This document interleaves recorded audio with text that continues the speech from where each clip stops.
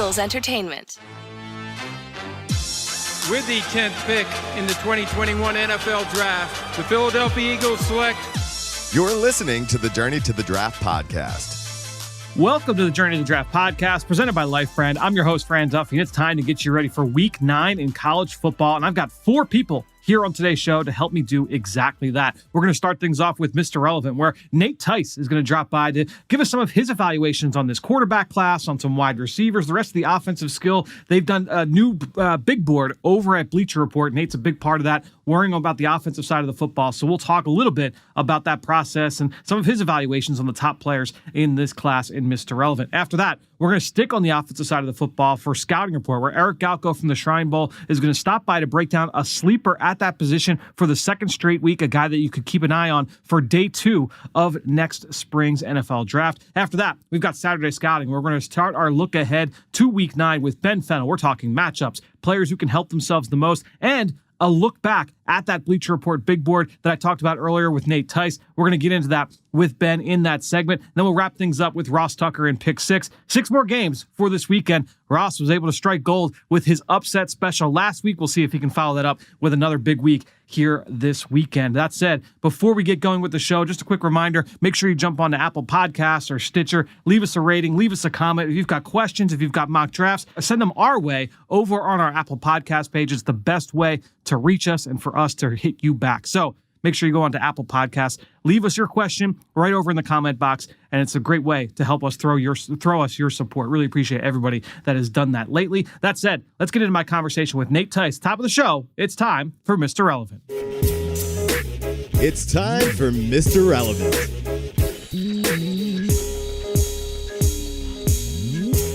Well, really excited to start the show this week here with Mr. Relevant as I welcome in Nate Tice back to the show. Nate does an outstanding job over at the Athletic Football Show with Robert Mays every single week. Make sure you go check out that podcast. But here today, we're going to talk about his work with Bleacher Report. They just dropped the new Bleacher Report 100, a new big board that came out. And Nate, first of all, welcome back to the show. And second, I want to ask you just about the process of putting this together, because the whole group of you guys really just kind of getting together. Each of you specialize in a couple positions here. And then it's like, all right, let's spit this bad boy out as a top 100. I'm interested to kind of get a little bit of a sense into the process.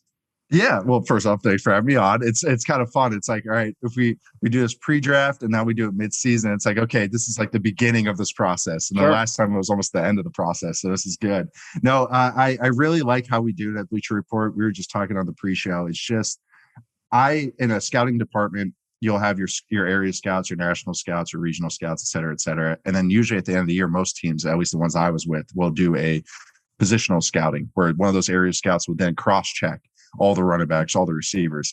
And I think that's how we're doing it at Bleacher Report. I really like it. I'm able to focus on certain guys, certain positional groups, literally, but also doing that, you kind of get a better feel.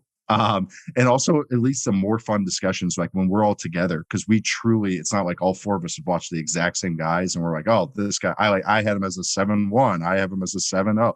It's more like, how do you like this 7.5 center over this 7.5 receiver? And that leads to the discussion. Sure. And which, as you know, is some of the most fun stuff. It's like, yeah. It's a quarterback. He's obviously the highest positional guy. Well, he's not the best quarterback. Okay, so do we okay? And then that leads to that stuff. And guys have to fight for their guy or go like, I don't really like him. I just respect the grade. But I think that always leads to the best discussion. Just like we were talking a few months ago, it's like sometimes when disagreement leads to the best discussion, because you have to actually like, why do you like this guy? Or Why do you hate this guy? Or is it just vibes? Right, exactly. But that's what too, like getting a little bit of a peek into that process. I think it's important for fans because, these reports will start coming out. We're a couple months away now where it's like, team X or one team has Desmond Ritter as QB1, and then there's the outrage. And another team, the one team's got Carson Strong as QB1, and then there's more outrage. And it's like, another team has Kenny Pickett as QB1. All right, let the outrage continue. But it's when you have those kinds of processes, those kinds of discussions, there's going to be some variance in terms of how teams view all these players. And it doesn't mean that everybody in the building agrees with that ranking and way that they're stacked, but that's the collective output from those discussions. Yeah, it's like a majority opinion. Sometimes it's great when it's like last year where it's like, oh yeah, Kyle Pitts, he's the best tight end, right, guys? And everyone just goes, yep. And it's like, yep. Moving on to number two. Yeah, all right. And then the number two discussion becomes a whole thing. And sometimes just how it works. But like you say, it's in a building, and that's why process in the building matters so much, and voices in the building matter so much, is that it's whose do you weigh? Like, is it the guy that's the authority figure hates a guy, but everybody else loves him? Okay, what's the discussion like? Does he eat it and go, well, I'm going to trust you guys. I might not take him in the second, but maybe if he's there in the third, or does he just go, screw you guys? Like, no, I'm the boss. Like, that happens. But also it's on the flip side. It's like, maybe it's like I say, I always just thought when it's almost like a 2-on-2 battle with in scouting rooms about a guy, and you get into just that full on, did you watch this game? Yes. Oh, I thought he was good there. His accuracy was good there. Oh, really? Man, I thought, he was off when he had a clean pocket. And it's just like the details, because it's you can be a know-it-all like I try to be. But you hear how someone else presents something, and it can trigger something in your brain. And I love that human element with scouting. And that's like you said, it's like it's hard to like really get like a 1, 2, 3, 4, 5 where everyone's like, yep, this is good. This is good. We're all 1, 2, 3, 4, 5. But that's scouting. That's your weight. So there are voices in the room that are going to carry more weight, or that some guys are just really good at being able to sell their point. I got to think too that if you're someone that maybe, hey, look, I know I'm not going to bring my A game to an argument every single time, so I have to pick my spots. I'm not going to fight for this player, but I know that I've got this offensive guard that I'm going to fight for next week. I'm going to save my argument for that. Yes, that's exactly it. You're like, you can't fight for every guy. Then everyone goes, all right, dude, like, stop being so sensitive. Like that comes into play too. But you pick and choose. You're like, man, this third rounder, I really like. I'm a little scared to give him a higher grade, but I'm going to fight for him when we talk about him. And that leads to the fun stuff. I just love to. Last year, you kind of pointed it out a little bit. Is you get into a consensus even online, especially, and people are like, oh, well, that's QB1, that's QB1, that's receiver one, that's receiver one. And then as soon as someone does something different, everyone just goes, well, you're wrong.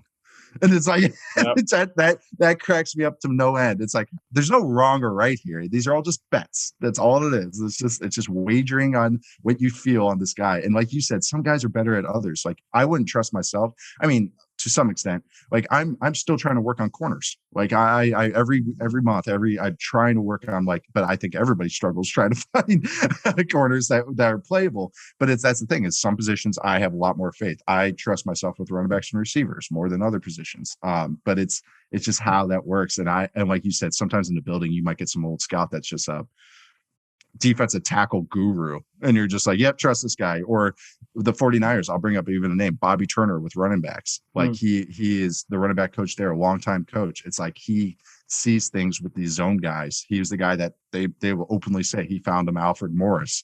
He loved Tevin Coleman. Like those types of guys, he just has a good feel for them. But certain guys just have their fastball. Yep, and every team knows, every fan base, I should say, knows who some of those guys are in their own building. The Eagles fans are very well aware. Jeff Stoutland and the impact that he's got in that offensive line room, and being able to find talent everywhere. He has a type too. Yeah, no question, no question. And two guys with unique skill sets for sure stand out. Yes. So exactly. That said, let's get into this group, and I want to talk to you about the quarterback class, because obviously big point of discussion. You guys had 6 that ended up in the top 100. I'm not sure how many you ended up watching for the course of this process, but I want to ask you first off the top, who impressed you the most and why? Oh man, it is a weak class, and I hate to be negative right off the bat, but I was pleasantly surprised how much I like Desmond Ritter, and that he ended up my QB1. And my grade on him in our system of Bleacher Report, it's a late first, early second grade. I think a good way to compare it is that he's maybe a 0.1 behind Mac Jones, which tells you something a little bit about this QB class. But with Ritter, first off, his competitiveness shines through, and his toughness and the intangible stuff. And he's an obvious good athlete with obvious good height. He still needs to fill out. That's an obvious thing. If you just watch someone that's never watched football can go, yeah, he's skinny, but he, obviously has to get bigger, but he's a true plus athlete. I think for me now, what I watch these quarterbacks, because being an athlete is such a necessity now. I mean, it just is. You have to be able to at least scramble for 8 to 10 yards if the opportunity's there without getting caught from behind. Like, I think that's a requirement. It's like, are you faster than Dak or are you slower than Dak? I think that's the cutoff now for quarterbacks in the NFL. Dak post-surgery, I should say. But Ritter he's a plus athlete. I like the arm strength. When he throws on time, the accuracy is good, but that is where I'm going to lead to my negatives with him. I think his accuracy is hit and miss, literally and figuratively. Sure. That's the question. Yeah. Yep. He'll go 2 quarters where he looks like a god. And then he'll have a quarter where it's like, he can't even throw a spiral. Like he'll throw a bubble and it's just fluttering out there. My theory on it, because it's always in the second half that he improves. My theory is that maybe he's too amped up. This is something I've come to realize more that can happen to a quarterback getting around a younger Derek Carr. Derek Carr was like this when he was real young, was that he was so amped up in the first quarter. He would squeeze the ball so tight that he couldn't even throw a spiral, like in warmups. And he would be like breaking guys' fingers. And it was like, dude, just take a breath. Like, we're going to ease into it. It's good to be amped up. It's good to be tough and feeling that, but you're the quarterback. Like you gotta have a little finesse to your game. And that's a theory of mine. I have no idea if that holds up, but it's like, I have seen that with quarterbacks as the game goes on. But I just like all those intangible things with them. You cannot look over the fact that they're winning.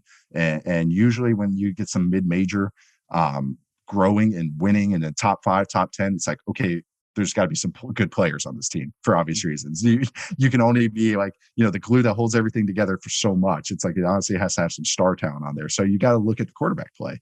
And I think he's a part of it. I really do. He's a guy that I'm betting on his growth. And with this quarterback class, it's so hard to tab any of these guys as a first rounder to me, that he'd be the only one I would take a chance on. And that's in the second half of the first round. That's like past pick 20, because I just think he's the only one I could see a trajectory of being a real usable quarterback in the NFL, just because of the things he can do. So you talk about how he's got those traits, and a guy that also has really impressive physical traits. It's about the consistency is Malik Willis from Liberty, and he's your QB4 from this list. What did you see from Willis, and what scared you enough to drop him down to QB4 in your rank? A fun player. I mean, ridiculous athlete, ridiculous arm strength. I think they've simplified that offense to as simple as you can make it for a college quarterback. It's a ton of half field reads, sprint outs. There's no 1, 2, 3 on any of those progressions. It's 1 to 2, or really for him, it's 1 to scramble. And that's fine at the college level. It's a can or won't kind of thing. Like when you watch Trevor Lawrence last year in the Clemson offense, that can be some half field read, 1, maybe 2 to scramble. Trevor Lawrence, though, would show progress or progression with his eyes and actually do the 1 to 2 and throw it. And it was like, okay, that's why I was as negative on him. With Malik, it's truly just 1, go. And he is a ridiculous athlete. So, I mean, it's so much fun to watch. He really is.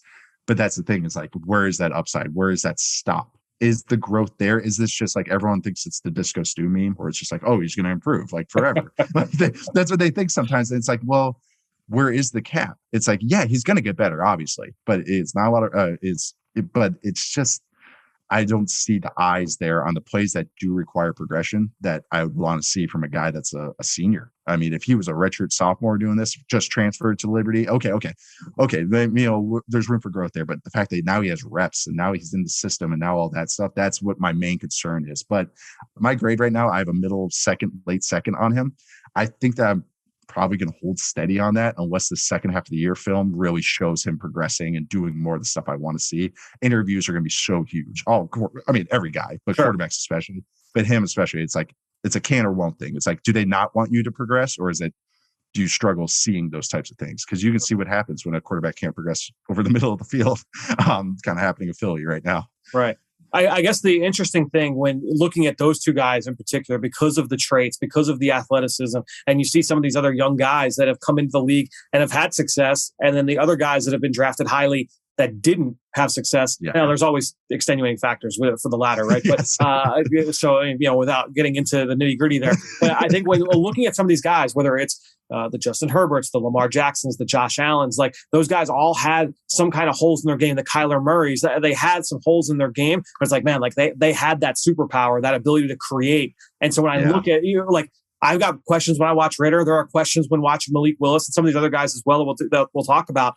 But with that ability, like, do they have that ability to overcome that, and will they be put in position to overcome that once they get to the NFL? That's why I get hung up on those two guys in particular, for sure. Yeah, and that's what it is. I can't believe it because for years and years and years and years, for me, quarterback play, it's like, how can you dice guys up from the pocket? Sure. And that is always going to be what quarterback play is.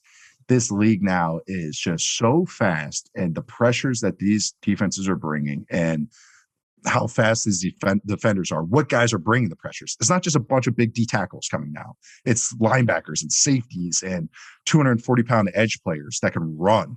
And they can keep up with quarterbacks. It's not, you can't just be an okay athlete scrambling and breaking contain. Excuse me. And a lot of these quarterbacks it's when do you choose to use your legs? It's almost like intelligently using your legs has become the biggest trait. It's like you don't want a guy to use his legs always, but having that option, having that tool in the box. Really, Justin Herbert's the best example. Yeah. You watch him scramble, it's just like you forget how fast he is because he just like he never does it. But when he does, you're like, oh yeah, that's right. You just want to be able to have that tool. You don't want to just go, oh man, we're dead in the water. If they run 2-man against us and he can't find the throw, he can't scramble because the D-line just going to sack him. There's a quarterback I'm sure we'll talk about in this class that's one of my concerns with, Carson Strong. Yep. That's one of my big concerns with him is as much as I love the player, and I trust me, if this was 15 years ago, I'd be like, man, that's the guy. Dude. Yep. That's the dude right there. But it's like he can't run out of his own shadow, and that's scary. It really is. It's and when you watch this league and watching, especially if you're going to be a quarterback going on a bad O line, you got to be able to move off platform, throwing in a sloppy pocket, breaking contain, beating a DN when he's got you dead to rights. It just matters so much now. And that's why I look at Malik and I'm like, all right, well, like if you squint, you can see like a guy that's probably going to win the MVP, but on track to win the MVP this year. And Kyler, and I'm not making that direct apples to apples comparison, but it's like some of those same kinds of things in terms of like the shorter build, the dynamic athleticism, the rocket for an arm. But the one big difference, Kyler was a redshirt sophomore coming out. Malik will be a redshirt senior, as you alluded to. So it's a little bit different. Certainly, I mean, Malik hasn't played a ton of ball as a starter, so that plays into it as well. But one other guy I want to ask you about as well, Matt Corral, who he's also getting it done with his legs in the SEC. Huge jump from a year ago where he threw, I think it was 9 picks over a 2-game stretch against Arkansas and LSU a year ago. Those have gone by the wayside. He's playing maybe some of the steadiest ball of some of these guys. Interested to get your thoughts on Matt Corral. That is your last sentence is exactly it. Watching him last year, because I watched Elijah Moore and loved Elijah Moore, and I actually was frustrated with the quarterback. I was like, because you miss him sometimes. I'm like, what are you doing? And I was surprised with how accurate he was this year. But he has actually improved his accuracy, and I'm a big believer, and I always thought this with Josh Allen too, is that accuracy comes with mental growth and footwork growth as opposed to anything with your arm. And so obviously I think the mental growth has helped, and now he can anticipate things and actually throw guys open as opposed to waiting.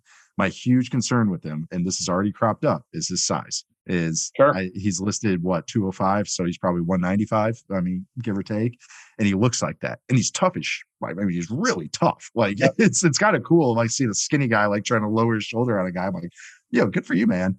But his growth has been cool. My big, and you're going to hear me reiterate this a lot, and that's why interviews with these guys are so important. Again, is a lot of his reads are kind of one and done.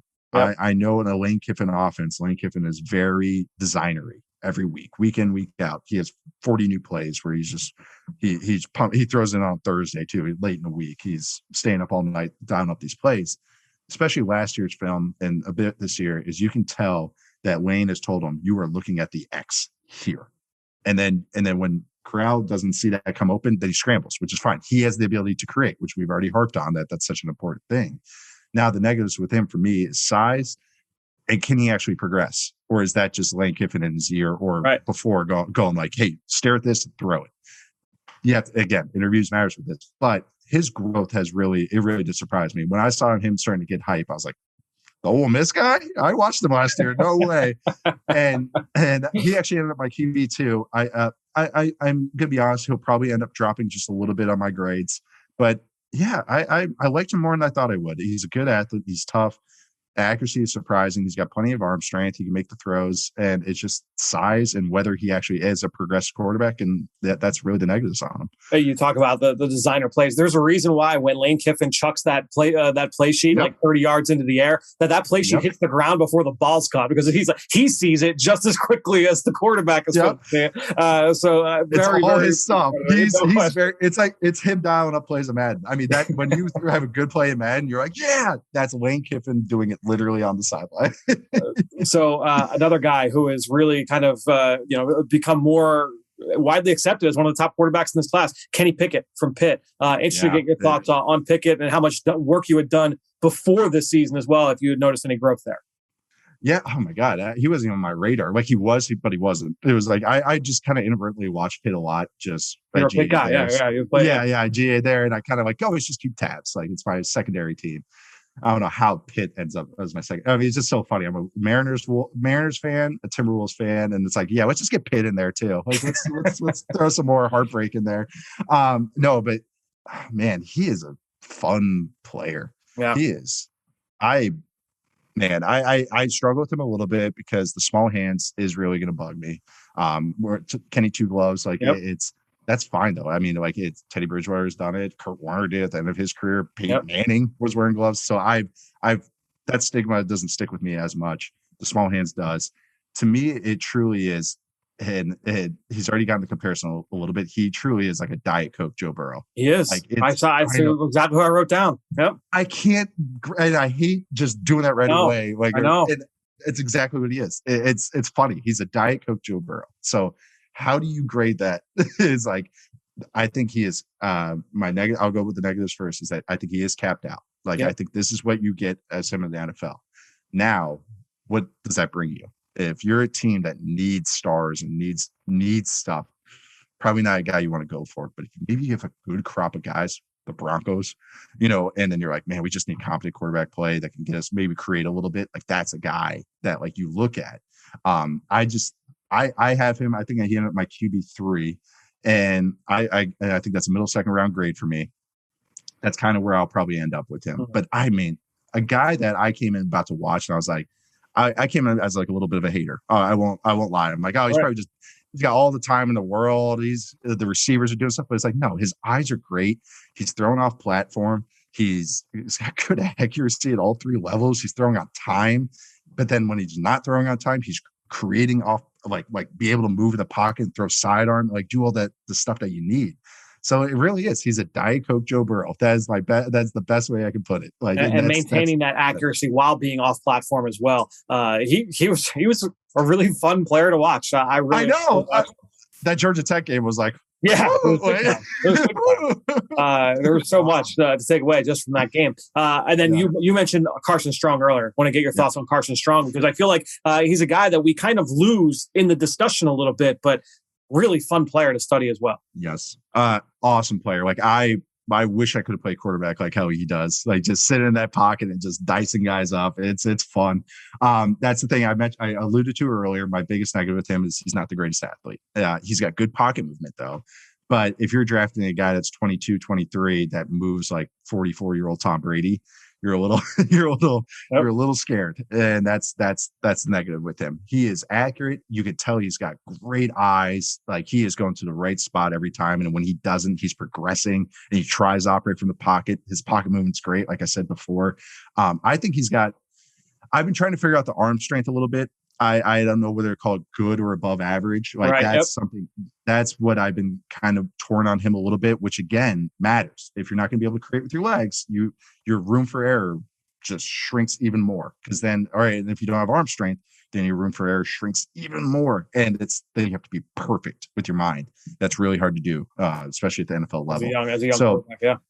Yep. And so right now I have him as the end of the third round grade. And I think he'll bump up a little bit for me, but I kind of like where I have him at. I like the player. Like it's one of those things where I like the player, but just that upside ends up being just so capped out for me that's like this guy, I don't know. I can't see him as the guy for a team. I could see him as like a nice developmental backup type that you can maybe as a spot starter and trade to somebody, like some of those types that ends up down the road. But that's kind of how I see him. But he is a good player. There's a lot of those types of quarterbacks. There's a lot of flawed, but interesting quarterbacks that are all in the 2nd to 4th round range. And it's like, it's eye of the beholder at this point. Like, there's another guy I just want to give him a shout out. It's Jake Haener from Fresno State, because dude is so much fun, but he's like 185 pounds and like he's a rail. He's tiny as hell, but that guy might be a offensive coordinator in the NFL at like age 28, because he's just so smart. So smart. It goes with the ball. If that guy was bigger, he would be shooting up my board, but he's just tiny. But if anyone listening to this gets a shot to watch Fresno State and Jake Haener, he's so much fun. Like that Kellen really Moore good. track over the Mountain West to NFL. That's exactly him. That's exactly what he is. He is Kellen Moore, right? He's a right-handed Kellen Moore. So we spent a lot of time talking about quarterbacks. I do want to ask you one question about the receivers. You guys had 4 in your top 15. That adds up typically to a pretty strong group. You guys have Drake London as number 1. Is there, first of all, what stands out about London? What gives you faith to put him ahead of guys like Olave and Wilson and the rest of that group? But just overall thoughts on the wide receiver position in general in this class. A loaded class. I like this class already as much as I like Devontae Smith. I like Chase. I like all the guys last year, Rashad Bateman. This class has some size. This class is like some ball winners, which is guys I always kind of defer to. And sorry if you hear that, but it's like, but that's what I always kind of like. There's just a nice smattering of different types of guys. It's not slot only receivers. There's a lot of slot only receivers in the class last year. These are like legit receivers. But with Drake, it's, man, I just see Mike Evans with him, and I was very. The separation stuff is what concerned me, I think, with everybody, with any big receiver. They were throwing a lot of back shoulders. The quarterback could really, the one before he got hurt, could only throw it 40, 45 yards. And so it was like he was having to plant his foot. He was beating guys off the line. Then he had to plant his foot and high point the ball. So I was like, okay, so the separation stuff. All right, good. All right. So the next step when you watch a big receiver is, how do they turn? How does he turn on a route? How does he feel like coming out, especially out routes? Those are the ones that you can really see it, or curl routes. Those are the 2 I always look for. Then there's a clip. He has an out route, and it's like against Notre Dame. He has an out route, tight turns, catches it, and he throws the guy off of him, and he plants his foot and cuts north. And I was like, okay, this is my receiver 1. It was just like when you see a big guy moving that fluidly, those are scary. And those are guys that's so hard to ignore, especially as a natural hand kind of guy. His catching range, he is comfortable catching away from his body. You can see the basketball background, and he's already young. He already has production, and it's just like, there's a lot to like with this. And I'm a guy that if you're taking a receiver early, I want size with them. It's just kind of like my way of building teams. Like Devontae Smith, Devontae Smith was like the only smaller receiver I've ever had, like that high, because I just loved him so much. But that's just kind of how I feel with Drake London. But the guys just after him, Olave, Garrett Wilson. I loved Jahan Dotson from Penn State. I thought, God, he is dynamic player. And again, it's the size stuff that kind of hurts him for me, but he's such a fun player. I think no matter what, he's going to be latch on to somewhere and be a useful player. But that crop of guys is a lot of fun. And then that's not even before you get to Trayvon Burks from Arkansas, who's also a freak of nature. I love Trayvon Burks. So I know. And I do too. So the thing, my negative with him is, I mean, he's a freak. I might just be nitpicking here, because he might end up bumping as the season ends. He's ridiculous. If you ever notice, they motion him, they do all the stuff. I'm curious if they have to tag him on his routes and tell him what he's doing. Because when he is not getting the ball, or when has to do block or anything like that, he is not there, like mentally. He's just kind of like hanging out. And I might be a little harsh on him. I watched 2 games this year, but that's something that cropped up in his last year's tape. And I did the kind of meme, the big dog, little dog meme. Sure. And so I said, Trayvon Burks with the ball is the big dog. Trayvon Burks without the ball is the little dog. And that's just maybe a competitive thing. That might be me nitpicking. That might just be them going like, hey, you touched the ball 16 times. Take a breath when you don't have the ball. You got to sort these things out. But that's something that just concerned me a little bit. It was just like, are they just telling you, okay, you get the ball here, you do this, or do you actually know what you're doing? Do you know the whole concept and everything? And that matters. And it's like, yeah, it's a receiver. Who cares? But it's like, no, that matters at the NFL. They're not going to take the time to tag you on every single route. That's what I was going to say real quick. Can you explain to the listener when you say that, when you say to tag a guy on a route, what exactly are you referring to? So if I call a route, like say I'm just calling a concept, I'll just say sword. That was just an old concept we used to run. So say sword, blah, blah, blah, blah, blah. Trio right, blue sword. Okay. That's the concept. Sword is what I'm telling all the receivers, the tight end, and the running back what their routes are. Some guys you can tag, and sometimes it's just the play. You want to adjust something. You go sword X glance. So you're telling the X receiver you're now running a glance route. And you guys don't have to know what sword is. Just I'm making up a concept. Okay, so it goes sword X glance. What I think happens with Arkansas, as opposed to them, like whatever Traylon's routes are, what Burks' routes are, they'll go like sword Traylon cross. They tell him literally what he is running. Right. And Traylon motion left. And then I don't know. This is all just theory. Again, I'm just watching it because I just see when he is not the main target, and it's college offense, that a lot of these are just like, hey, we're getting this guy open, get him the ball. When you're watching it, it's like a lot of times when you can tell he's not getting the ball, his motion isn't as fast. His post snap authority to block or effort to block is not there. So it's just one of the, that it just concerns me. It's just like when you're a big dude, I want to see you dominate like that. And that's, again, this might be me nitpicking, but again, I gave this guy a top 20 grade. It's not like I hate him too much. Right. It's just that that's a concern for me. And with the receivers, when you're watching them, it's so hard not to just watch only targets. It's the stuff when they're not getting the ball. That's one of the reasons why I love Devontae Smith, and I still do. Blocks his ass off. Routes where he knows he's just the runoff guy, he's running full speed, because that matters. In the NFL, you only get 60 plays, and especially at receiver, it's 35, 40 plays. You better make them work. You might only get 6 targets. So you better make those 25, 30 plays you're on the field. You better positively affect the game otherwise. So that's why I always have a concern with some of those types of receivers that maybe don't give that effort. And maybe that's just me, the old coach football guy in me. Well, and it's something that's obviously the area scout hopefully can get that kind of information. You could also figure those out on whether it's visits or the combine, pro day, those interactions, try and get to the bottom of some of that. Nate, the last question I've got for you, you've been awesome with your time. Who's a guy? Because I know this, and working with a scouting staff, every team's got that short list of guys. They're like, all right, we need to work out our running back today. Let's call these 3 guys. Maybe you haven't done all 3 guys, and so I know when you've gone through all your quarterbacks, you've gone through your running backs, your receivers, you've got a list of guys like, I just couldn't get to this guy yet. Who's a guy that stands out to you? Like, I couldn't get to him, but based off some of the flashes I've seen or what I've heard, I can't wait to be able to watch him. Mine would be that I got to watch one game this past week, and so he was our last ad on the big board too. Okay. And I'm glad I got him, and that was Jameson Williams from Alabama. Nice. I just need to watch more of him. I only studied him, officially studied, watched every play. Like I said, with only one game of him so far. And that's just a guy. It's like he does stuff. So it's like you got to watch it. When your receiver's doing the stuff he's doing, it's like, okay. My one thing with him is that he's a little bit of a magnet to defenders with the ball in his hands, which is always hilarious to watch. The guys that they panic when they see a defender in front of them. They just go, all right, I can juke left or right. And they just run straight at him. Right through him, yeah. Right through him. They panic in their head. But that's a guy I need to watch more of. Same with Joseph Nada from Clemson. Have not studied him to the extent that I want to. And I would say running back wise, I got to look at some of these guys. I'm looking at my list right now. Robinson, again, from Alabama, but I think he's more of a role player. That's why I kind of didn't really focus him on too much.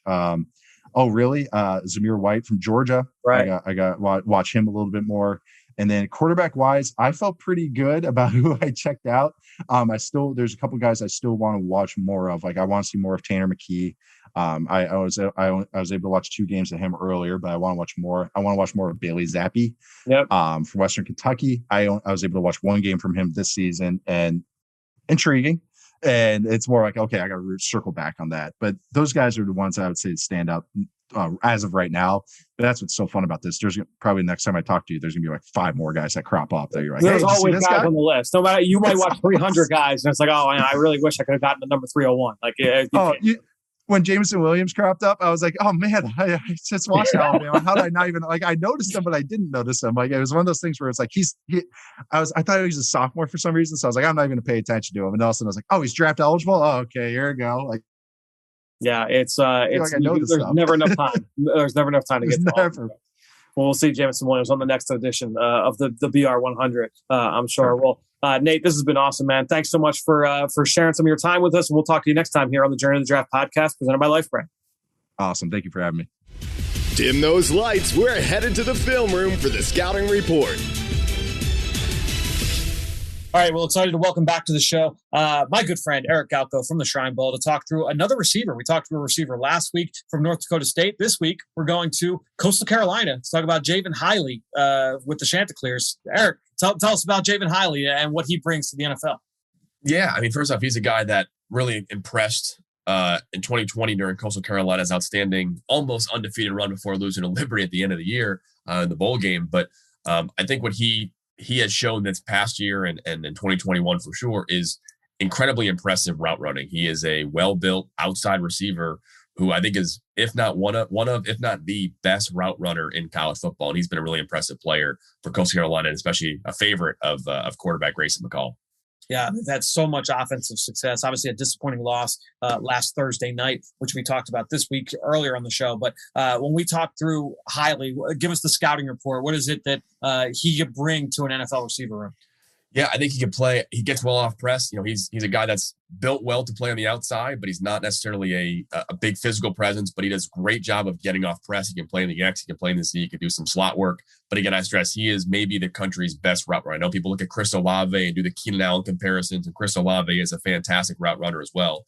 But I think with Hiley, the most impressive thing he can do is separate in the short area using his hands to get off in quick routes.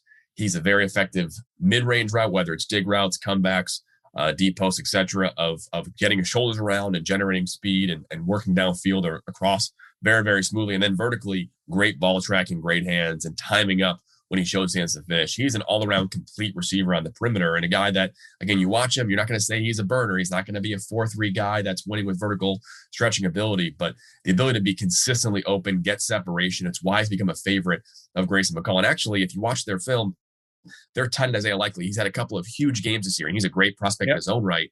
But a lot of times that seam is open because teams are kind of shading their outside corner towards Hiley and shading their linebackers on cover 3 and underneath towards Hiley. So I think the effect that he brings to an offense, like we see with guys like Keenan Allen in the NFL who are great route runners, is not only can those guys get open, but when teams try to adjust for those great separators, other players get open too. That's what happens with Hiley in that offense.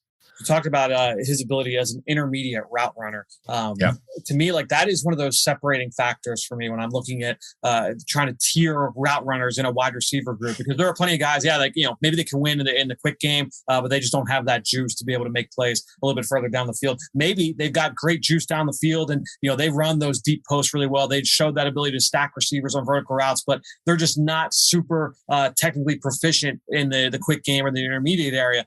To me, like when a guy has that ability to win on a comeback route, to win on a deep dig, you certainly need to be able to win in the quick game as well. But those are the guys I'm like, this guy understands how to weaponize his speed. He's got enough juice to be able to work down the field, but he's also got that technical efficiency to be able to create separation consistently as well.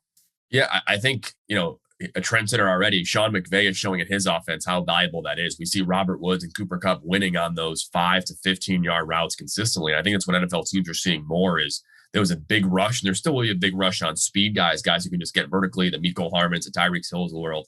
Those guys are still going to be in vogue and still valuable, but we're seeing more and more that, hey, if you've got enough protection, if you can work those 10, 15-yard routes, it opens up the screen game, it opens up quicker routes, it opens up vertically when teams try to play underneath, and you force teams to play more cover 2. So all those things are really impactful in an offense. And again, Hiley is, I think, the best in college football running those routes as well. And I think he's shown that consistently over the last 2 years. He's had a mix of very big games. He's had a mix of games where he's just being the first down guy on 3rd and long or 3rd medium. So all those tool sets are there. I think he has a chance to be a real top 100 pick in this year's draft class. Javen Hiley, Coastal Carolina, another name to be familiar with here in this 2022 NFL Draft. Eric Galko from the Shrine Bowl. Make sure you go follow him on Twitter at Eric Galko. Eric, thanks again for joining us here on the Journey to the Draft podcast. Thank you, Fran. It's time for Saturday Scouting.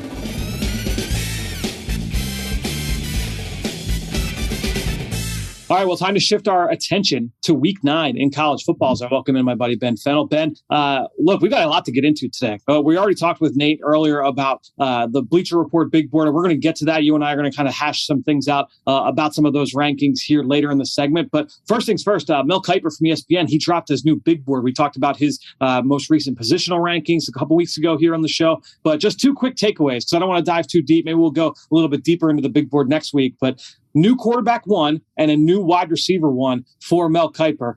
Kenny Pickett elevating himself to QB1 for Mel Kiper. Jameson Williams, the star receiver for Alabama, elevating himself to wide receiver 1. So I want to get your thoughts on those two big rise-ups there for those two players.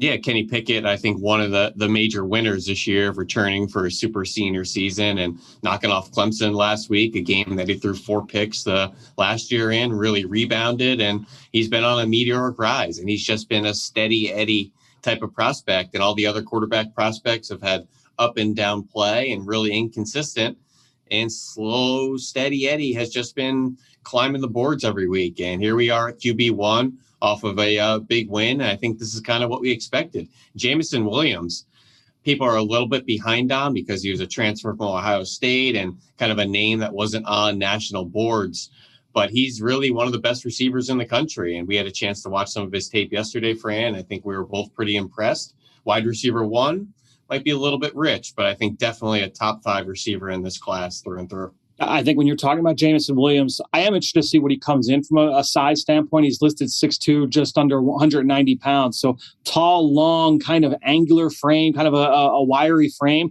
But this guy's got some juice for a guy that's that big. And so being able to see him not just take the top off and run vertically, but also get in and out of breaks the way he does. He attacks the football. I don't think a ball hit the ground in the 2 games that you and I watched yesterday. He's got some savviness to him. So really, really impressive player, and obviously putting up numbers down there in that Crimson Tide offense. So he's a guy we'll be definitely breaking down further moving forward here on the show. That said, I want to, like I said at the top, I want to kind of shift our attention to this weekend in college football. So I'll ask you first, one-on-one matchup that you're most excited to watch here this weekend. Well, I feel like we have to touch on this Michigan State showdown in the Big Ten, battle of unbeatens, and I think one of the best slates on the weekend. But Kenneth Walker III, rising up boards and on the running back rankings all over college football, leading the nation in yards after contact.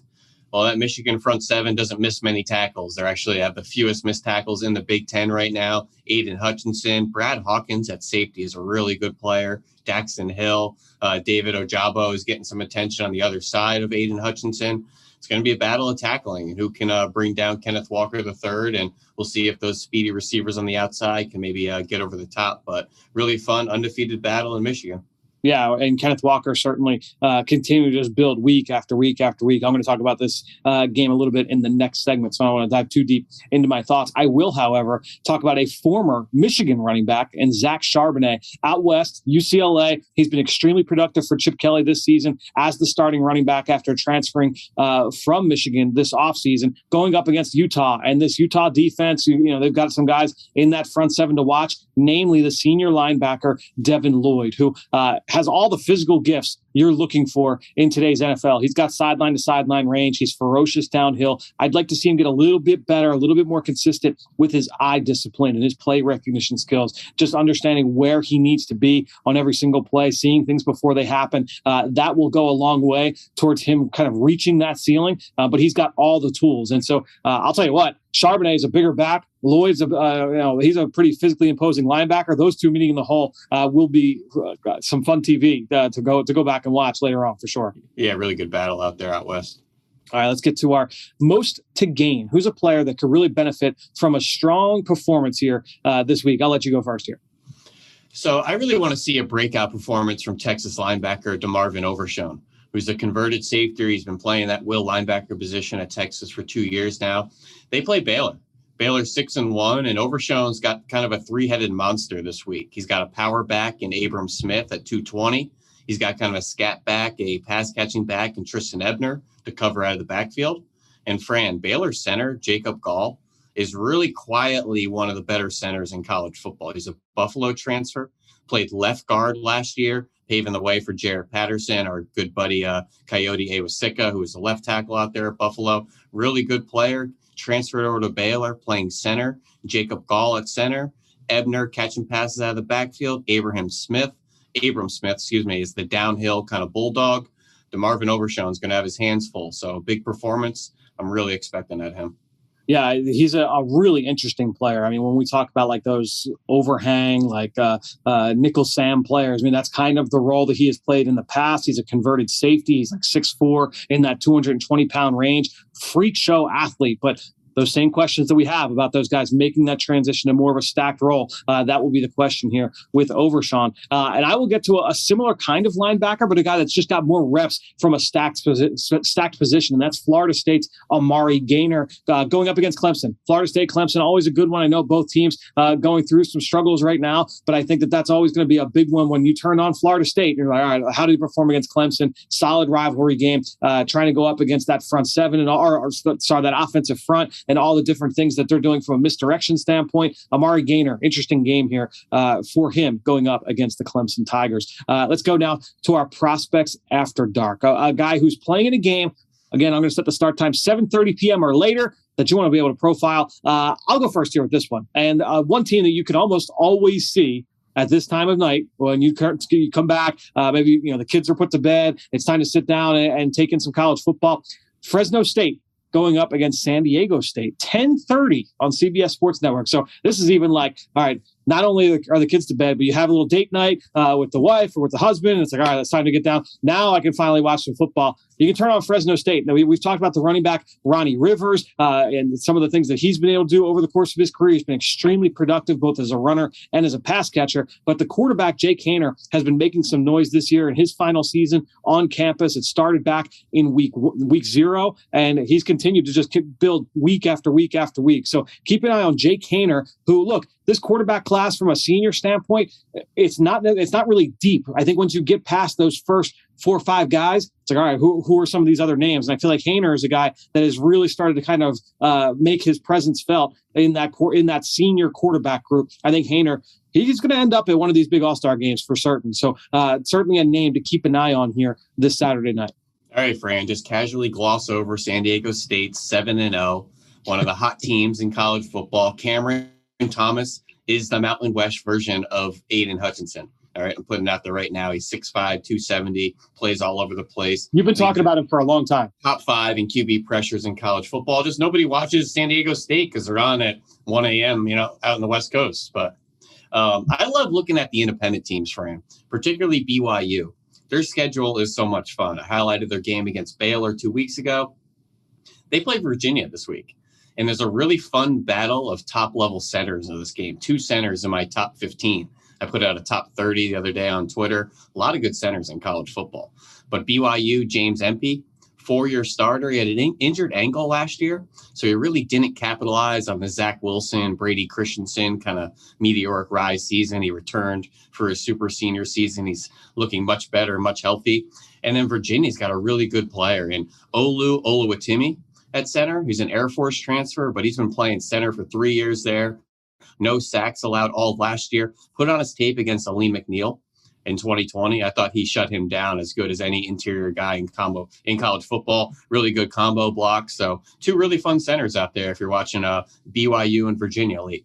I like it. And it's always good to be able to see some of those ACC teams that go out west or an SEC team that goes out west. Now you get that opportunity to be able to watch them a little bit later on Saturday night. Let's get now into a game that we're excited to go back and watch a little bit later because we know the limitations of being able to watch on TV at times. I'll let you go first with this one. So there's 2 battles in the Big Ten I kind of had my eyes on. I want to see Arnold Ebiketie against the Ohio State tackles, particularly Nicholas Petit-Frere, who's been at left tackle as a right tackle last year. But Tyler Linderbaum, center at Iowa, probably has his best test of the season so far against these big Wisconsin nose tackles. And that starts with Keanu Benton up front, typically starts at nose tackle, and then they work in like Matt Henningsen and Isaiah Mullins and some other guys in there that are just corn-fed, country strong type of dudes up there. So Linderbaum's going to have his hands full, and everybody knows, don't let Linderbaum take over the game. Don't let him fire off the ball and clean up your linebackers and set that tone. So, Wisconsin's going to be buckling the chin straps and ready to battle. Linderbaum is one of those players that he is a weapon for Iowa's offense, right? I mean, he's one of those offensive linemen that when you're watching film, you're like this guy's just not your typical offensive lineman. The way that they use him, he really kind of makes that offense go. And just remember, Tyler Linderbaum, really good high school wrestler. He's got that pancake of Tristan Wirfs that's been all over social media. Keanu Benton, nose tackle, Wisconsin. He's got a wrestling background himself. He was a Division I runner-up in high school, 48-2 record at 285. So he's a guy that knows how to battle and play that leverage game up top. Really fun battle in the trenches. All right, well, I'm going to take us back to the ACC.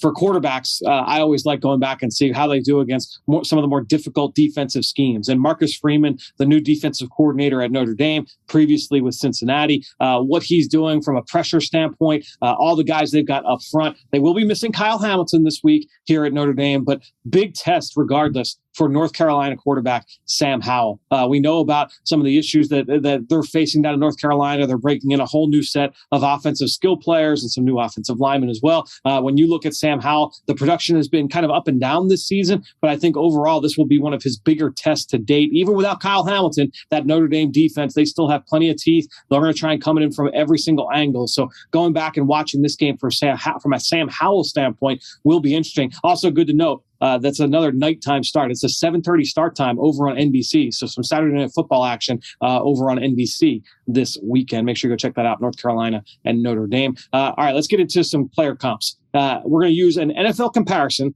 to profile a prospect taking the field this weekend. I'll let you kick things off. Well, let's dive into some SEC cornerbacks here. Ooh, I like it. I had a chance to watch Martin Emerson Jr., who's been the left corner at Mississippi State the past 2 years. He's a really interesting player, Fran. He's about 6'2", 200 pounds. He is a big, tall, thick, kind of leggy corner out there. He has a Jalen Ramsey-like temperament in the flat. I think that's a little rich, though, of a comparison. Jalen Ramsey's a pretty special player. Yep, sure. But I think a couple tweaks away, he reminds me a lot of Trayvon Diggs at Alabama. Wow. He's that style of corner. Heavy, leggy, a little clunky and stuck in the mud, getting in and out of breaks, but good ball skills, really good physicality. And I think Trayvon Diggs is impressing everybody with this season with the Cowboys so far, that's not a negative or any sort of knock on him. So 6'2", 200, physical, a guy that I think can be a force player in the flat, has some ability to play press man. They play a variety of coverages in Mississippi State. It'll be press man one play, then that off kind of side saddle with his eyes in the backfield. I have some issues in both and some technique lapses, but he's big, he's fast, he's got ball skills. And at the end of the day, Fran, he just plays nasty out there. And anytime you have a corner like that, we can find a spot for him. It's funny. I know you studied him yesterday, and I was going through my notes last night on him, just preparing to watch him for the first time here in the coming days. And he was actually first popped on my radar because one of his former teammates gave me the heads up back in March of 2020. Brian Cole, remember the former Mississippi State safety, previously with Michigan State. He kind of put him on my radar, and he was like, this is a guy you're going to be talking about in the future. He's got great length. He's got great size. He's got an outstanding work ethic as well. So good scouting there from Brian Cole. Give us a heads up there a couple years in advance on Martin Emerson. I will stick in the SEC, and I'm going to go to a player that, look, he's been in some round one mock drafts. I know our friend Dane Brugler is really high on this player. I know Mel Kiper is high on this player. Roger Mccreery from Auburn, 6 foot, 190 pounds.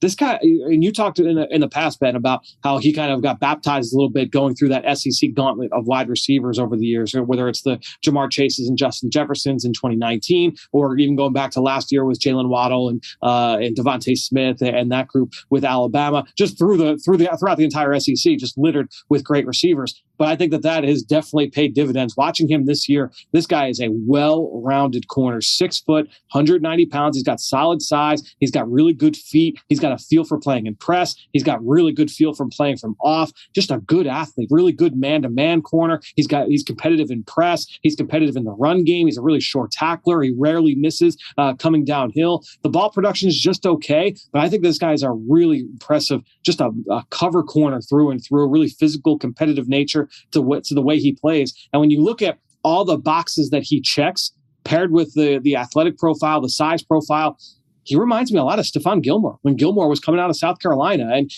Gilmore, I don't know how much you remember back in, I believe this was 2012 when Gilmore came out. That was the year with Mo Claiborne, Drake Kirkpatrick. Those were the guys all like this time of year. It's like, oh, Mo Claiborne's going to be a top 5 pick. Drake Kirkpatrick right behind him. He's going to be a top 10 pick.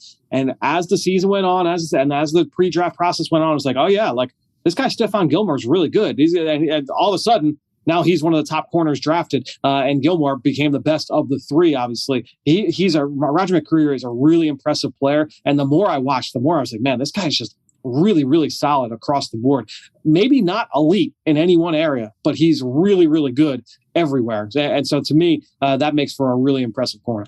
I mean, when you're watching the SEC corners on a weekly basis, it's essentially like an all-star game. You're facing NFL talent on a week-to-week basis. You're going to get beat. You're going to get beat over the top. You're going to get about catches. Some really good players, the best of the best out there at receiver that you're covering on a week-to-week basis. You just have to really evaluate the full body of work, understand they're going against top competition, and really sit back and weigh their skill set and say, you know what, I know they got beat, but I always think, Fran, and we talk about a lot, to learn on the job position. I think that experience is better, in the long run. No question. And being able to see him make that jump, make that rise, I think is really important for his projection as well. All right, let's wrap it up with our big board breakdown. We had Nate Tice on to talk about Bleacher Report's big board. So I thought, why don't today you and I kind of just hash this out a little bit. Great job by this entire group. And we talked about it when they first did it back in the spring for the 2021 draft. But I love that the Bleacher Report brings this group of guys together, and they're not afraid to go against the grain. And so they were very, they were very adamant on their rankings back in the spring. And the group is Nate Tice, Brandon Thorne, Derek Klassen, Corey Giddings, and Brent Sobleski. Those guys did a great job putting this together. It will be a lot of fun to break down. So I thought, let's go through the top 10 first. And I just want to get your biggest surprise. Number 1, Kayvon Thibodeau. No shock there. The pass rusher from Oregon. Number 2, Purdue pass rusher, George Karlaftis. Number 3, NC State offensive tackle Ikem Ekwonu. Number 4, Iowa center Tyler Linderbaum. These are guys that we've been talking about all fall, all summer. So it's been great to be able to see, all right, we're talking about the guys that are going to be in the top 5, top 10 of a lot of people's minds here. Evan Neal, the tackle from Alabama, number 5. Jordan Davis, the nose tackle from Georgia at number 6. Aiden Hutchinson from Michigan at number 7. Derek Stingley at 8. Drake London, the USC wide receiver at number 9. And Kyle Hamilton, the Notre Dame safety at number 10. So, Ben, from those 10, your biggest surprise here? None really, honestly. I think Drake London finding his way into the top 10 overall is a bit of a surprise for me, being the receiver 1. But I think a lot of these names are kind of the names we've been talking about consensus-wise, a lot of trench players. And I think that's kind of the way this draft is trending. Yeah, Karlaftis at 2, I think, is interesting. I don't know that anyone else has Ekwonu at number 3 overall in this class, certainly ahead of Evan Neal. I think that's interesting. We love the work that Brandon Thorne does, so that definitely carries weight. It is great to see, all right, there's a lot of the guys that we've been kind of hammering throughout the fall. It's a lot of fun seeing these guys up this high. How many draft classes have we seen a center viewed in the way that Tyler Linderbaum has been viewed? And now we've had Quentin Nelson's and elite level guards, and maybe some guards we didn't feel great about, like Jonathan Cooper's and, people like that. And we've had, nose tackles, and we've had centers go in the first round, but talking in the top 5 overall, a center. When was the last time? Can you think of any names here, Fran? I can't off the top of my head. Now, it is important to note that the difference between, just for our listeners, what they'll say is that, hey, this is our big board versus a mock draft, and that is important for us to note. I know that those guys had Landon Dickerson extremely high in their big board last year. But that doesn't necessarily mean that, we expect him to go in the top 10. I don't know if that's the way they feel about Linderbaum or not. We'll see if this group puts out a mock draft down the road, and we'll kind of see and get a better sense of that. But to your point, I mean, I don't know when the last time is that we've seen it. I guess it would be the kid from Ryan Kelly from Alabama a few years back. I'm just going through and trying to see if I could quickly find when the top center was taken here. But, we had Ryan Kelly, we had Ragnow go in the first round, Billy Price's of the world. Marquise Pouncey was a mid-round pick as well. A lot of guys go in the mid to back end of round 1, even going back to the Nick Mangles of the world and Chris Spencer. Yep. Seems like once you get through that halfway of the first round, teams are much more willing to. I'm quickly going down through 2003, and Jeff Fain went 21st overall. Damian Woody 17th overall, ended up playing a lot of guard in the NFL. We could be looking at the highest drafted guard in Tyler Linderbaum potentially ever. Yeah. That will be certainly something to watch here as we get into the offseason. Let's get through the quarterback position where, as you like to say, QB boggle. And we've got it. So another source, another set of QB rankings here. Number one, QB1 for these guys, and we talked about this earlier with Nate, but just kind of rehashing with you. Desmond Ritter at number 1, Matt Corral at number 2, Kenny Pickett at number 3, Malik Willis at number 4, Spencer Rattler there at 5, with Sam Howell at 6. Any thoughts really on that group of quarterbacks and then the pecking order there? No, I think QB1 and Desmond Ritter, that's probably a surprise to a lot of us. Kenny Pickett sitting there in the top 5 is appropriate, with Howell kind of taking a back seat. Matt Corral sitting there at QB2, I don't think is going to change a whole lot. Yeah, he's a guy I feel like a lot of people are going to feel confident in that 2-3 hole, because a lot of these guys have had some up and down play this season. And Malik Willis has had his great moments, and then he's had not so great games. You look at, obviously, Spencer Rattler's been up and down. Sam Howell has been a little bit up and down. Desmond Ritter has been a little bit up and down. But Corral and Kenny Pickett have kind of been those steady presences throughout the course of this season so far. Let's go to the offensive line position, where you and I respect the hell out of Brandon Thorne and the work that he does. Ike McClanu, number 1 offensive lineman. Linderbaum, number 2. Evan Neal, number 3. All those guys were in the top 10. After that group, you had Charles Cross, the Mississippi State left tackle, as his 4th offensive lineman. Kenyon Green from Texas A&M as number 5. Zion Johnson from Boston College at 6. Bernard Raymond from Central Michigan. He was in the top 30 prospects overall as the 7th offensive lineman off the board. Trevor Penning at 8. Daniel Fa'alele from Minnesota at number 9, and then Nicholas Petit-Frere from Ohio State, you mentioned him earlier, at number 10. Big takeaways from that group. Yeah, I think the top 5, top 6 there, as expected. Charles Cross really having a good season, really improved a lot of his play strength. Kenyon Green, Zion Johnson. And then it's getting into the major risers, whether it's Bernhard Raymond, who's the foreign kid, tight end, the tackle, Trevor Penning, FCS, Northern Iowa. Daniel Fa'alele is a little bit different, just being 400 pounds out there. So Minnesota, so you get a little bit unconventional after those first 5 or 6, but those are some of the really good offensive linemen in college football. Was there a ranking that was surprising to you from like oh man, like I can't believe this was the top guy on the board at a specific position? Well, I think Ike Ekwonu at, offensive lineman number 1 over Linderbaum, over Evan Neal is something we haven't seen. But it also made me take a step back and say edge 1, corner 1, safety 1. Those aren't going to change a whole lot. Yeah, right. Yep. Through a lot of boards. So as much as I'm looking at which ones surprised me, I'm also taking note of the ones that I don't think have changed and probably won't change for the next 6 months. Was there a guy, and because anytime a new big board comes out or someone's top 10 position rankings come out, I'm like, all right, where are some of my favorite players? And then it's like, oh yeah, they love this guy just as much as I do. Was there a fist pump ranking, a guy that just made you, really kind of jump out of your seat a little bit when you saw a guy ranked very highly? No, just the fact that the receiver group, that 5 out of the 15, Fran, are from the group of 5. Yep. So I just love that it's not taking the low-hanging SEC fruit or the low-hanging who's on TV every Saturday. You have Jalen Tolbert and Khalil Shakur and Jalen Cropper and Romeo Dobbs, and 5 out of his top 15 receivers are non-Power 5 players. Yep. There is some really good pass catchers and explosive weapons around college football, particularly in group of 5 and beyond. Yep. So I just love that they cast a wide net and really give everybody an opportunity to crack their board and to be draftable players. And I think it speaks to just the scouting report segment we do with Eric Galko every week. The last 2 weeks, he's talked about receivers that he feels have a good shot to go in day 2. So, the top 100 picks, 1 from North Dakota State, 1 from Coastal Carolina. So again, kind of getting into that non-Power 5 group of talent, plenty of talent all over the country at the wide receiver position. It was great to see him accepted invite to Josh Johnson out there at Tulsa, who was a Power 5 transfer, but now he's at his group of 5 home at Tulsa. Really improved player as well. Nice to see him get an invite. My fist bump ranking, by the way, George Karlaftis at 2, because I love Karlaftis. We talked about Hutchinson's going to be we're going to be seeing Hutchinson in more top 10s of mock drafts. We were saying that a few weeks ago, and I was saying too, like Karlaftis, like we're going to start to see Karlaftis rise up mock drafts. Well, give me a Snapple cap case for why you take Karlaftis over Hutchinson. In a Snapple cap case, I just want a line or two. Not even an I've ever heard Snapple cap case. I just made that up because we don't have time for an elevator speech. So Snapple cap, you get 2 lines. All right. I would say when I look at Karlaftis, and the one major difference, I would say I see a little bit more power.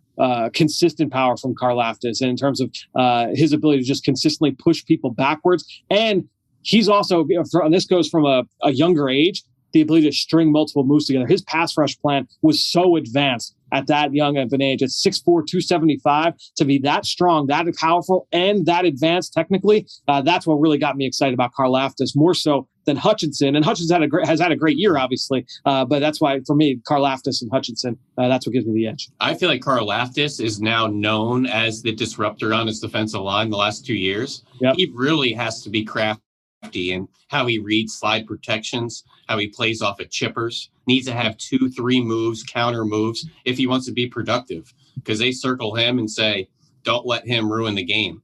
And I feel like Hutchinson is a little bit more deeper of a front seven. Sometimes he doesn't get the attention. He gets a lot more one-on-ones, in my opinion.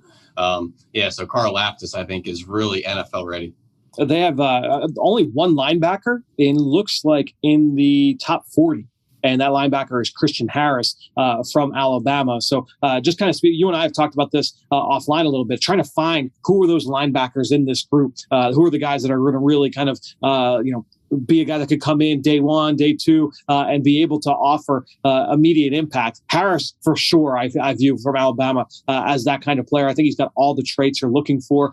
We talked a little bit about Devin Lloyd, and some of the reservations there. But the next guy on that group for them, so you had two right in a row at 41 and 42. It was Lloyd was 42. Brandon Smith from Penn State at number 41. And he is another guy that's just extremely athletic, really rangy, really versatile skill set. But it's a matter of making that transition to more of a stacked role after being a more of a nickel Sam over the last couple of years. So, Ben, fun as always going through these big boards and these mock drafts. We'll be back early next week to break down Week 9 in college football. Myself, you, and Dane we'll be back right here on the Journey to the Draft podcast presented by Life Brand. Now it's time for Pick Six. All right, well, time to wrap the show up with Pick Six as I welcome in Ross Tucker. And I feel like we need to add in like some fanfare music, like some excitement level. I know that not everybody in your neck of the woods, Ross, is excited about what I'm about to say, but we hit on our first upset of the year, the upset special. We've been so close every single week. And finally, one of them hits, and it's with your Nittany Lions, the Illini, with the longest game in college football history, 9 overtimes. You called it last week, right in this segment, Ross. I gave you 3 points on that one. Otherwise, we tied last week. We went head-to-head across the board. Each of us had a couple of wins. We were on the same side on the others. But just a big call. Great call on your part. And by the way, what's crazy about that is all of these games, we're looking for upset specials, double-digit underdogs. Illinois was really a heavy underdog. I mean, they were a heavy underdog. And my logic wasn't even good. My logic was I didn't think Sean Clifford would play. I thought it'd be one of the backup quarterbacks. And I thought, I guess Illinois has a chance with a backup quarterback. Clifford ended up playing. He didn't play well. He didn't look healthy. They didn't run him at all. Nope. But Illinois got it done, and you're right. Nobody's happy at all. In fact, everybody's very, very unhappy. Yeah, not a shock that James Franklin was asked about, USC and other interests and other jobs. And he's like, look, my focus is on Illinois. Well, they're playing Ohio State this week. But he's like, my focus is still on Illinois. The Freudian slip there. Not too surprising with how that discussion has gone in this state. That said, let's turn our attention to this week, Ross. We'll see if you can keep this up. You now have a 5-game lead on me after hitting on that upset this week. So I've got a lot of ground to cover. We'll see if I can do it starting this week. We're going to start with our pick'em. We're going to go to the Big 12 here. Close one. Texas and Baylor. Who do you like here between these two teams in the Big 12? Yeah, I'll go Texas. I just think they have more talent than does Baylor. And now Dave Aranda is starting to get his name thrown out there with USC and LSU, the Baylor head coach. Give me the Longhorns. I think that they are talented enough, mature enough to get this done. Yeah, I like Texas here in this one as well. Bijan Robinson, the sophomore running back, is going to be the best player on the field. Texas, I feel like obviously they've had a little bit of up and down here in Steve Sarkisian's first season, but I do like them here in this game. Baylor's playing better of late, and that's why Dave Aranda is starting to get some buzz. But I think overall, I like the Horns here in this one. Let's now go out west. We've got Washington. We've got Stanford. Who do you like here in the Pac-12, Ross? So Washington or the Stanford Cardinal? I'm going to go Stanford. I watched, I think was it last Friday night that Arizona played Washington? Yep. Washington's not very good. They're not, man. I know. What's happened to Washington, but they're not very good. Arizona's not good at all. And Washington couldn't put them away. They got the young Heward kid playing. Give me Stanford. Yeah, Tanner McKee playing very well for the Cardinal. I was hoping to kind of lure you in there with a Washington W, but as always, you are on top of your game. You will take the Cardinal, and I will side with David Shaw and Stanford in this one as well. Again, Tanner McKee, the sophomore quarterback, playing well out west. All right, let's go to our over-under. The number this week, 3.5 passing touchdowns for Wake Forest quarterback Sam Hartman taking on the Duke Blue Devils. What do you like here, Ross? What do you like? Do you like the over 3.5 or the under?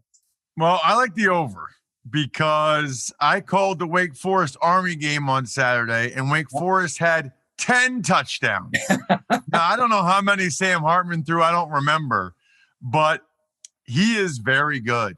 You know, Fran, I don't know how much you've studied Wake Forest, but they do something that nobody else in college and NFL does.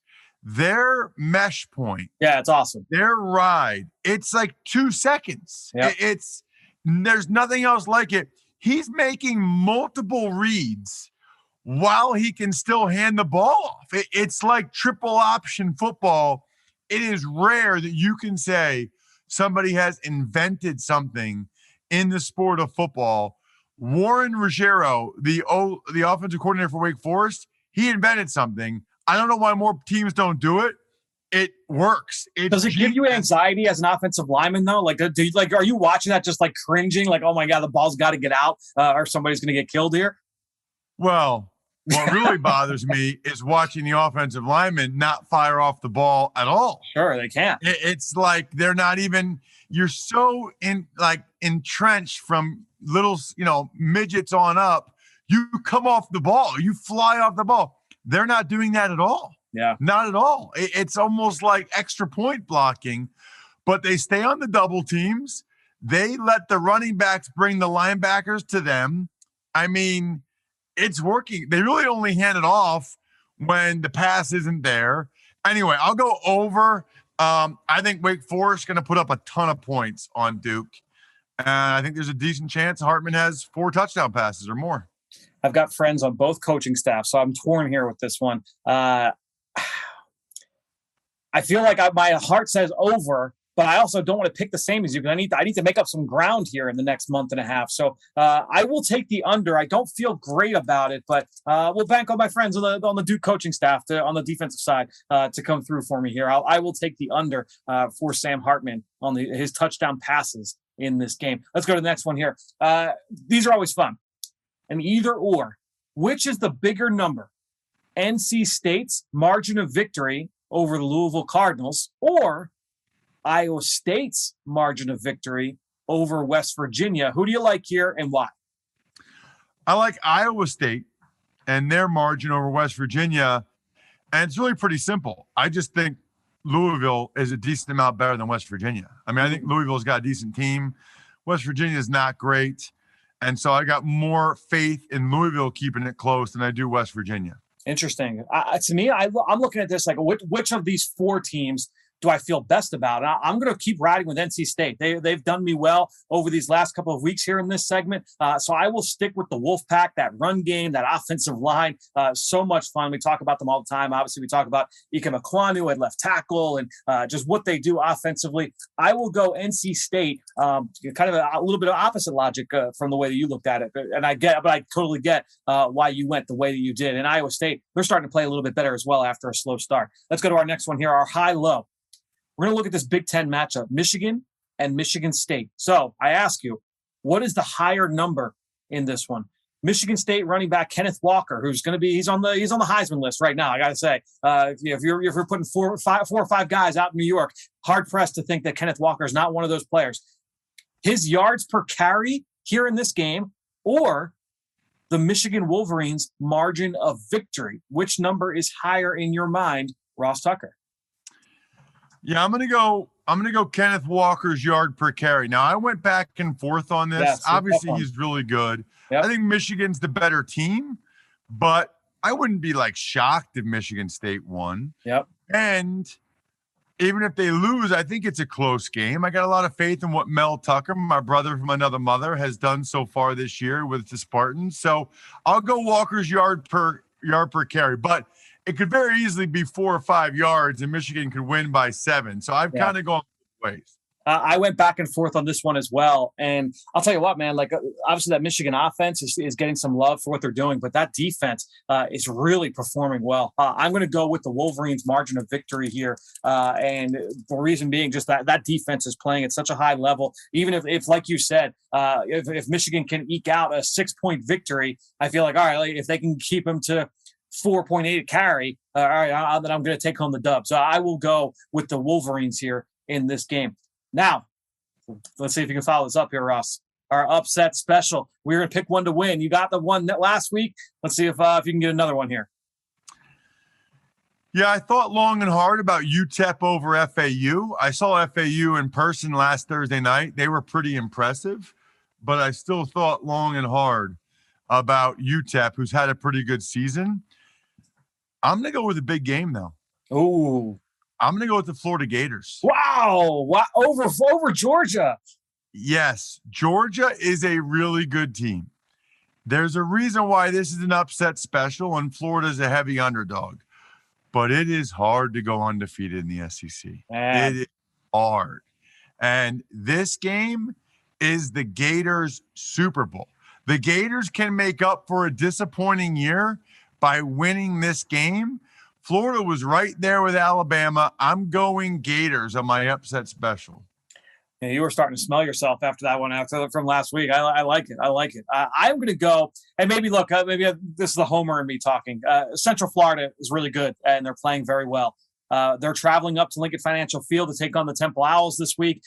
I like Temple in this one. They've had some success against UCF, especially up here at the link. I'll take Temple here in this one. I don't feel great about some of these other ones. There are a lot of tough games, a lot of tough matchups here, but I will go with the Temple Owls. I think the only time I've picked them to win in any segment in this show all season long. But I will go with TU here, and we'll see if they can, if my alma mater can come through for me. Well, Ross, we will see, man. It was a lot of fun. You were the first person I thought of once Illinois was able to finish it. Mixed emotions, obviously, on your end, but big-time win there for the Illini. Big-time pick from you last week. We'll see if you can keep it rolling. Yeah, I was going to text you after it happened. I thought, we'll talk about it soon enough. I can gloat on the air. Exactly. Well, Ross, good stuff. We will talk to you next week right here on the Journey to the Draft podcast presented by Life Brand. Well, great stuff this week from Nate Tice, from Ben Fennell, from Eric Galko, and Ross Tucker. Hope you guys enjoyed today's show. We will be back early next week. Myself, Dane Brugler, Ben Fennell, another member of the Eagles scouting staff, next week right here on the Journey to the Draft podcast presented by Life Brand.